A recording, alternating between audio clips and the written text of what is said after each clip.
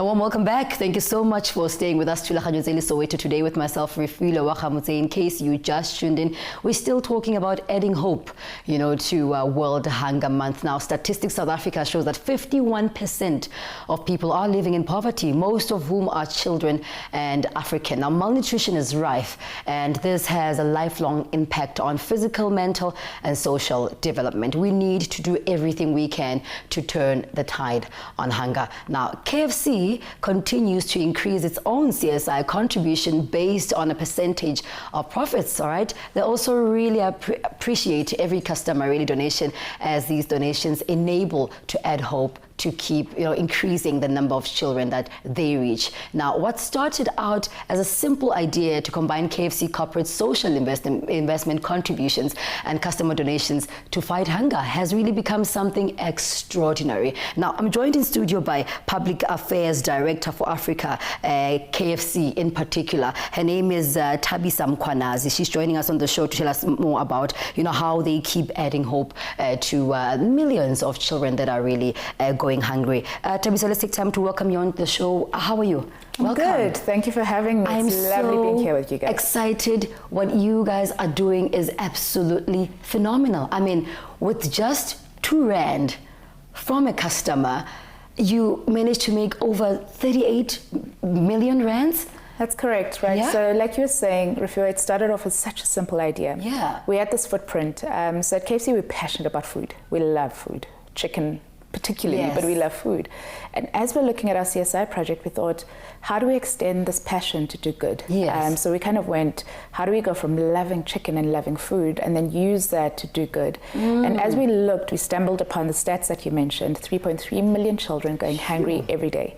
So they get to school hungry and not knowing where the next meal would come from. And we kind of thought, so how do we become part of the solution? We had this footprint across the country, which is bigger than most other players in the country. And we thought, how do we do it the African way, right? So how do we do CSI in a real African way where people come together, different players come together to make a difference?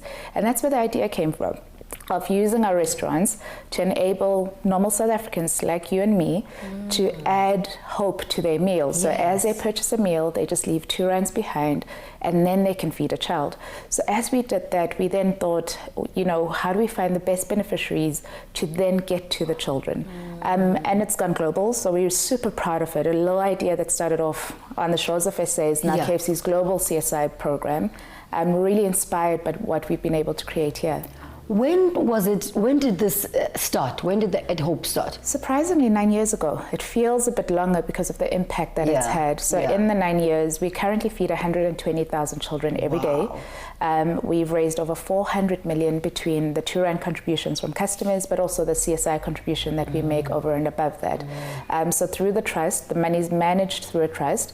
We've managed to raise over 400 million that we've been able to send straight to children. Over the years, obviously. Yeah. Wow. Now, how do you then identify your beneficiaries? Do you go to different homes, children homes? Do you go to, early childhood development centers? How do you identify them? So there's a couple of different routes that we take. One of the things we're quite particular about right in the beginning was finding people who are good at what they do and making it easier for them to do what they're passionate about doing. Your viewers will get to meet 2 incredible people a little bit later on today who are part of our beneficiaries and part of the people who love what they do. We wanted people deeply rooted in community, right? We wanted people who understood the communities that they live and work in. So the system works quite simply that beneficiaries can apply to be an Add Hope beneficiary. All right. We have a combination of what we call national beneficiaries, and we've got 11 of those who span right across the country. Massive, some of them multi-global, some of them multinational organizations that are particularly focused on nutrition and feeding, with a couple of other projects around them. Then we have 125 of what we call local beneficiaries. Now those are local ECDs or local creches or local homes that have applied to be part of the project. So the process is you need to apply. You need to apply on our website. It's through the website. What is the website? So if you go onto www.kfcaddhope.co.za, you'll be able to find an application form on there. You'll fill it all in. There's a couple of criteria that we look for in terms of sustainability. One of the big things for us is partnership versus just dropping money and getting out. one of the big learnings we've had on our journey is a sustainability. Yeah. When you can remove the insecurity and the uncertainty, you do a much bigger job. So we look for partners who are in this for the long haul with us. We want to grow with partners. We want to see them grow and develop as we move along. Normal, community members, they barana di crèche. These are not registered creches. It's an ordinary meko khai. O tlhokomela bana ba 20 ba leng gore ke bana ba gore ha ba dire sentle ko khai. Do you work with those as well? Are they allowed to apply, or do they have to be registered? No, they definitely are allowed to apply. And I think that's one of the magical things about how At Hope's structured, because a lot of our beneficiaries actually work with unregistered ECDs, if we could call them that. They look for people who have a need, who have got a group of children who are being affected by hunger. That's our key focus, right? Is less on, one of the things we've learned, Refiwe, is a lot of people know that hunger will affect a child physically. So we all grew up being told, like they don't look. The part that people don't know, and the part that I didn't know when I started on this journey, was the cognitive impact on a child, the social impact on a child. So some of the things we've learned on our journey is a hungry child's brain is physically affected. Their brain development's affected by hunger.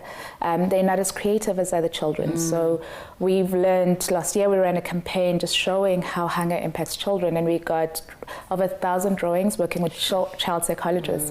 And they pointed out to us that children, when they're hungry, even if you give them a full set of colored crayons, will only use brown and black. They will leave out body parts.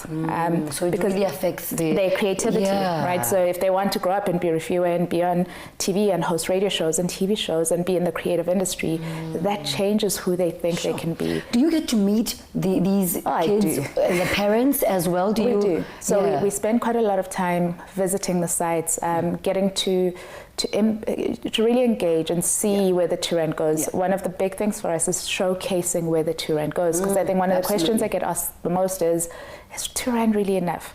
And my answer is, on its own, no. But put together with millions of people, it's more than enough. Do you work with the Department of Education? We do. We partner with them. We partner with child welfare. We've got a couple of different partners in terms of just really looking at learning. What we want to be good at is not just distributing finances, but also really learning how to build knowledge, how to upskill people, how to talk about the changes and talk about systemic change, and not just relief feeding. So food security is so much broader than just coming in and relieving someone for a short period of time. You've got to secure food in the long term. This is so emotional. So hunger is real. Hunger is very real. And, I always talk to people about look around you, it's not far from you. So it's World Hunger Month, and we talk a lot about be aware. Look at the people you work with, look at the people you live with, look at the people around you. One of the things about hunger is a shame element. Often people don't talk about it. It's not a comfortable thing to share. But as we wrap up, because we're almost out of time, every single month, how much do you need, to sustain the children? So right now we've got a bold goal of 5 million in October from the Turan donations. We want to beat every number that we've done, and we're getting close to getting to that number. So I want to encourage people to do that. So by the end of October, you want to have raised 5 million. From the 1st of October to the 30th of October, we want to have collected 5 million rands of the and it's two rands. It's very possible. But I think what we've also learned, Rifu, is that hope is so much stronger than hunger. And that's my real message to your viewers today is we could spend a lot of time talking about the devastating impact of hunger. But what we've learned and what you'll hear from the guys from Boys and Girls Club just now is there is hope. And that just feeding one child is more than enough to turn around an entire generation and an entire community. Thabisa, you're amazing. KFC is amazing. Keep doing this amazing work. You are really changing the world one, step at a time. It's so amazing. Thank you so much for joining us and here. Thank you for having me. Phew, I'm so touched indeed. So after the break, we're joined by NGO Boys and Girls Club representatives. I'm going to have Ukiti and Rony in studio joining us and to tell us how they benefited from this amazing At Hope initiative. Stay tuned. We'll be right back.